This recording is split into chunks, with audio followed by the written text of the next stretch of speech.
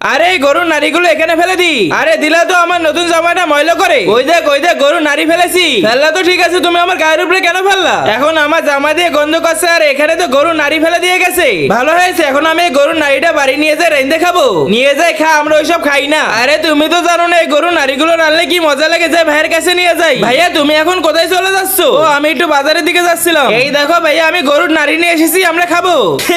আমি তো এই গরুর নারী পুকুরে ফেলে দিয়েছিলাম, এই তো তুই লাইনে মজা করে রাইন্দে খাবে করছে। হয় খাবো, ঠিক আছে রাইন্দে খা, আমি খাই নাই সব। বিউটি আজকে আমরা গরুর ভুঁড়িটা এত সুন্দর করে রানবো যে সবাই খেতে চলে আসবে। তুমি এখানে দাঁড়াও, আমি গরুর ভুঁড়িগুলো ভালোভাবে পরিষ্কার করে নি। ঠিক আছে ভাই, আমি এখানে দাঁড়াচ্ছি তা দেখার আগে আল্লাহর এই সুন্দর নামটির জন্য যারা এটা লাইক সাবস্ক্রাইব করে দেবে, আল্লাহ তুমি তাদেরকে হজ করার তৌফিক দান করে দিও। এই তো গরুর ভুঁড়িগুলোতে রিং বানানো হয়ে গেছে, এবারে পানির ভিতরে সেদ্ধ করতে দিয়ে দি। এখন যতক্ষণ গরুর ভুঁড়িগুলো সেদ্ধ হতে লাগে ততক্ষণ আমি এই মশলাগুলো ভালোভাবে কুচাইনি। মশলা কুচানো হয়ে গেছে, এবারে মশলাগুলো গরুর ভুঁড়ির ভিতর দিয়ে এবারে আসি দিয়ে অনেক সুন্দর ভাবে নেড়ে নি। অনেক সুন্দর গ্রান বেড়েছে, আমিও খাবো। বিউটি খেয়ে বলো কেমন হয়েছে? ভাই এগুলো রান্না তো অনেক মজা হয়েছে।